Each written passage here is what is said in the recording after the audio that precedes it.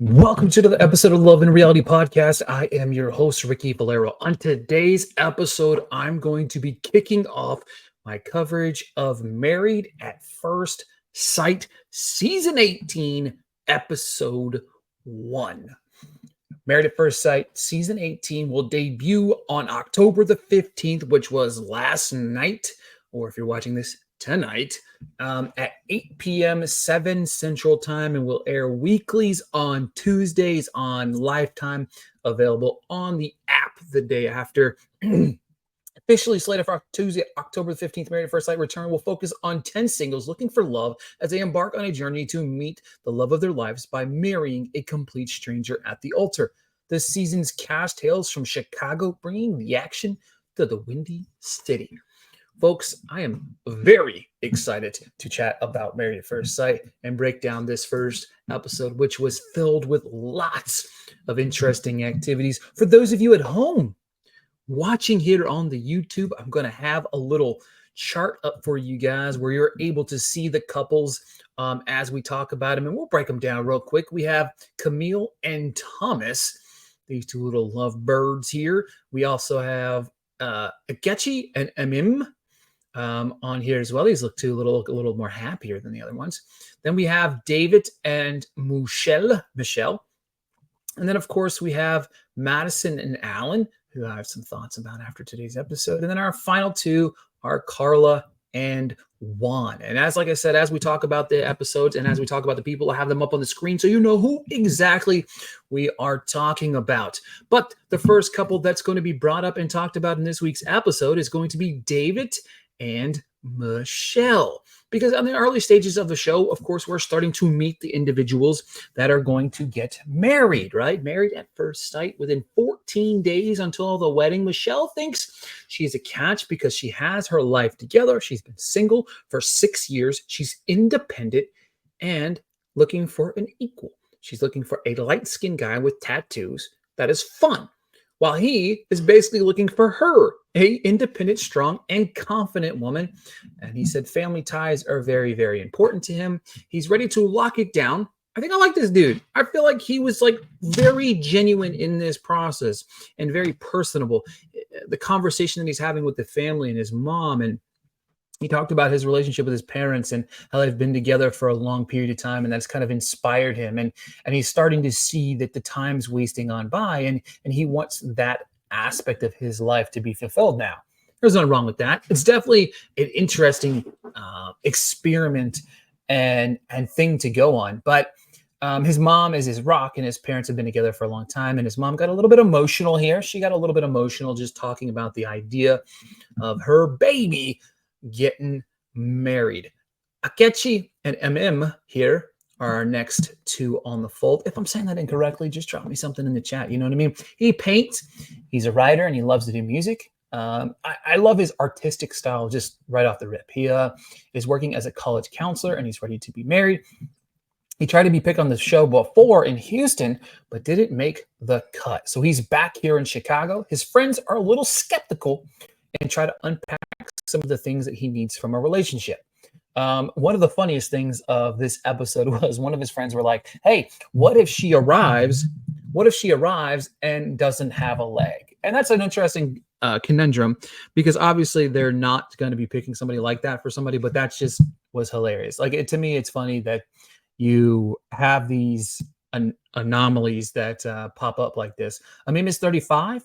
She's breaks the news to her friends that she's getting married at first sight. Her friends are, I'm going to be honest with you guys. Her friends were flabbergasted. They were just like, what are you doing? Are you serious? Are you crazy? The wedding is in 14 days. And honestly, her friends were just not very pro it. Her father wanted her to establish her career, so she didn't want to have to rely on a man in her entire life, which I love that. She recently lost her father and is ready to lock down into a relationship. She wants to start a new life with her husband. Moving right along to Madison and Allen. One thing that stands out, obviously, right off the rip is this man has a deep voice, right? He's got a super deep voice, which I'm watching it and very intrigued by it. You know what I mean? Like his it's like one of those things where it's like the voice didn't match the person that we're seeing on the screen almost. You know what I mean? So for me, like listening to him talk was definitely interesting. He puts on a fur coat and busts a move, and we got a little rap montage behind him. He's a financial assistant advisor. He's a little well off and wants to live life and not look at it as a challenge. He looks a little slick with his tucks in his bow tie, as you can see in this picture here. I thought it looked a little slick. For her, she's heading to dress shopping. Who matched? Like this is my thing. Like, there's no offense to this guy. Right? No offense to this guy. Okay. They just don't seem to me like they're a match. I mean, I think you can even see in and I'm just gonna judge the body language of the picture here, right? And maybe that's taking it a little too far. But the body language in the picture and the body language that you see between these, like you could just envision it, it's not great. Okay. She's a party girl. She's very beautiful. She said she is successful and does well for herself, and she likes to travel. They have that in common. So maybe that's one of the things that they saw about her and him that maybe they thought would work, right? You know what I mean? They both like to travel. They're both adventurous. Her parents got divorced when she was young. Her mom was absent in her life, and her father tried to make up for that. She wants tall, athletic build, and a baby face. Now, her friends do mention that maybe, that's what you've been going for so long that maybe you need to kind of distance yourself from that particular thing. But I did find it quite interesting that that's what she kind of described. And no offense here to my guy Allen, but he is the opposite of what she's looking for. And maybe that's part of that's part of the experiment, right? You know what I mean? All right, now moving on to Juan and Carla. I think on paper, probably the best couple match we see so far. So far, you know what I mean? Like I said, we've had David and Michelle, Ikechi, and Amim, and then Madison and Allen. So for me, Juan and Carla, and I think, to be honest with you, I think we have 5 couples, right? 5. I think they are my favorite. I think they mesh very well from what we see leading up to these moments. But Juan said he's looking. Let's see. Yeah, and I said this when I was writing this down. To be honest with you, the person that Madison describes seems like Juan is that person. I feel like they should have been matched instead. But Carla is a free spirit and likes to flow with the universe. She's always manifesting things. She craves intimacy. Her parents are still together and have a big family of 6. She wants to know what she brings. She knows what she brings to the table as her table is full. I absolutely love that. He looks a little styling in the tux, I believe. He wants to be the person to understand he wants somebody to understand his culture and his background. He grew up in Colombia and they all came over to America at a young age. He's tried, is not wanting to go back to nothing. I can appreciate that. Homie makes good money as he lives in the high rise over Chicago, over Soldier Field. And that's the thing. Like, you know what I mean? Like you're this invested in this situation. You know what I mean? Like, it's not a typical situation. This is different from Love is Blind. You know what I mean? Like, we get engaged in the pods and maybe we can break up. Now we're getting married 14 days later. You know what I mean? So, and obviously there's matchmaking process and stuff like that to that. But to me, I found these two, first off, if you look at them, aesthetically pleasing to match. And I think there's a lot of what they both bring to the table can definitely see, which I found was beautiful. And I did love a moment. Carla's family was in Mexico celebrating the family. And I guess it's a family vacation they take every year. And it looks like she might have missed this one based on just going on this experiment. So I definitely found that interesting. But they kind of FaceTimed her so they could see her in the dress. And I thought that was such a beautiful little moment. And then, of course, for our last couple of the party here, we have Camille and Thomas. Definitely an interesting couple, I think.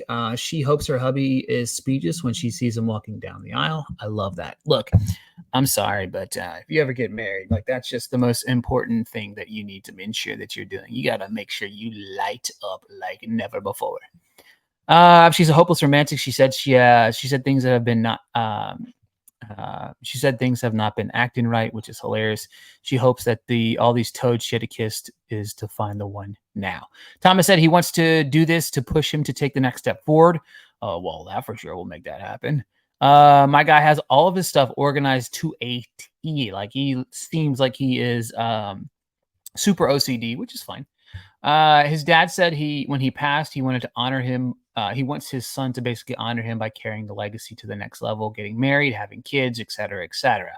I can appreciate that. Obviously, I think we all can.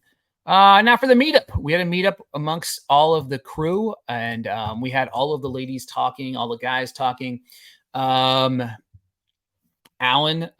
which funny enough, Alan was a little intimidated by Juan, which again, I think to me, he should be because I feel like him and Madison should be the ones that are together. But nonetheless, I do think Juan and Carla are a good match. And I say that because Juan wants to make sure his partner is a dancer. And good thing for him, we see Carla with the girls dancing and mucking it up.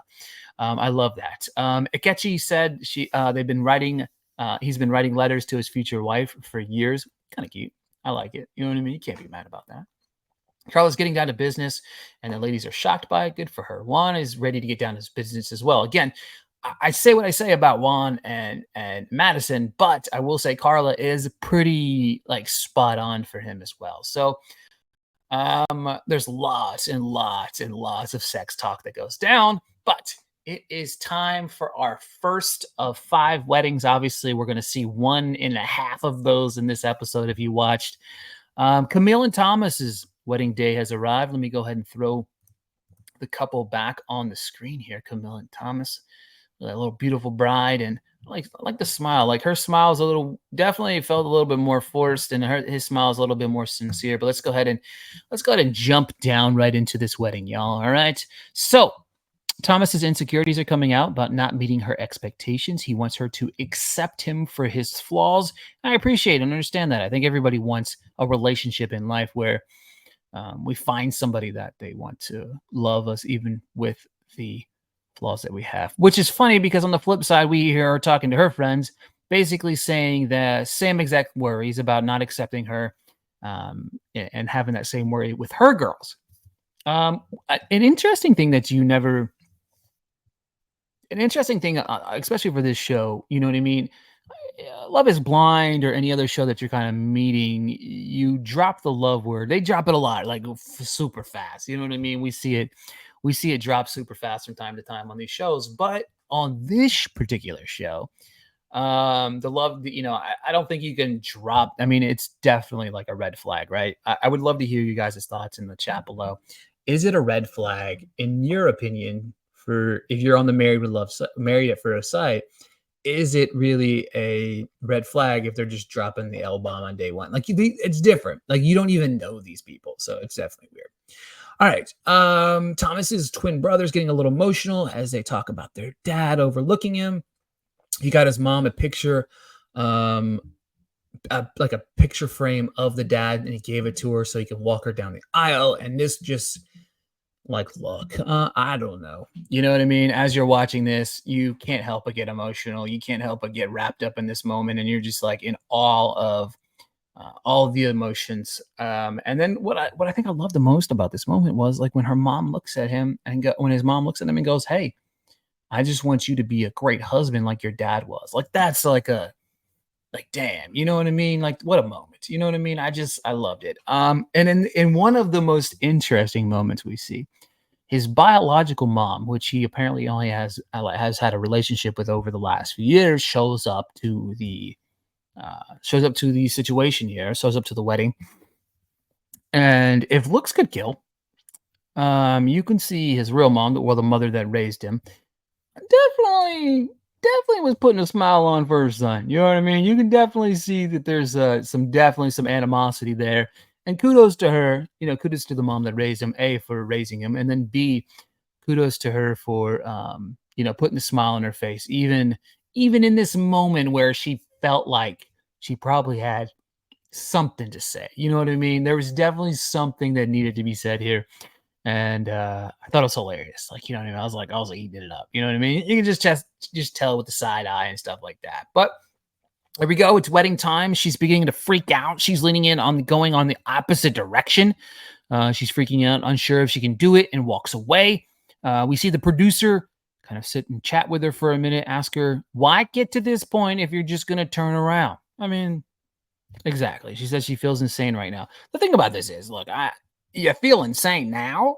I mean, you went through the whole vetting process, the months and months that go into this, and then of the thousands of people that maybe apply for the show, you're one of the 10 people that got picked into the final stages, and now you feel insane? Now, this moment right now, this is the moment that you felt insane. But her sister sits down and talk her out after they hash it out and stuff like that and have the conversation. We see her walk down the aisle. I think I did love whenever she goes, nice. He said, nice to meet you. And it was kind of funny. You know what I mean? It's just like a little bit of an icebreaker. He said, you look beautiful, which I thought was a very touching thing to say. Like, that's a very smart. You got to get that out of the way. You know what I mean? You got to talk about the looks. She said, you look good too. They share a cute little laugh together. One of my favorite things is their friends say nice things about them ahead of their vows, which was, it's always a cute moment, always something to root for. It's always something to get invested into, right? Let's see here. They wrote their own vows, which was some of the funniest things ever. One of the lines that pointed out to me, or stood out to me the most here, was she said she promised to eat no more than 3 bites of his food at dinner.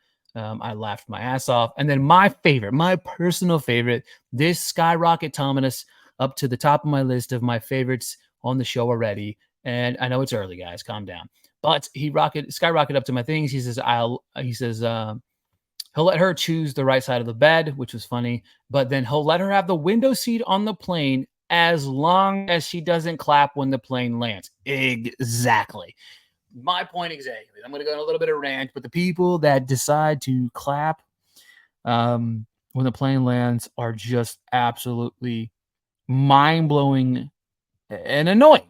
But what makes it even more annoying is whenever everybody decides, especially the people on the back of the plane that feel like they need to stand up and like put their ass in your face, or like, hello, we all have to stretch our legs. We all want to stretch our legs here, but there's not enough room for everybody to stretch your legs. There's no reason for you to stand up as soon as the plane lands either. That's really absurd.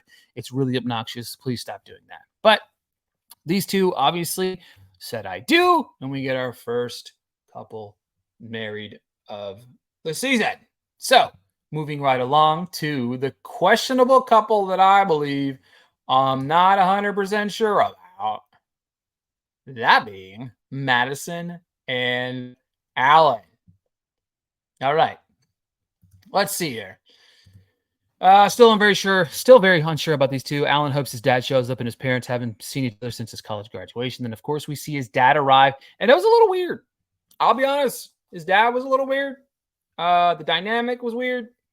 I definitely felt off. Like, he was ready to take shots as soon as he arrived. I don't even know, like, if his dad was like, I don't really care, bro. I'm just gonna get hammered while we're here. Like, that's what I think his game plan was when he showed up. It was just funny to me. Madison looks fantastic in her dress. He sent her a little gift. She sent him a little gift. It was a banana. He got a little Tiffany bag or Tiffany gift or whatever. She liked that. I like that they shared gifts. His mom showed up. Her dad shows up with some sweet words that make you want to cry. It was definitely beautiful, definitely charming, and something that you could really kind of get behind. Even in these crazy moments, even the idea of this show is crazy, even though the idea of everything is wild.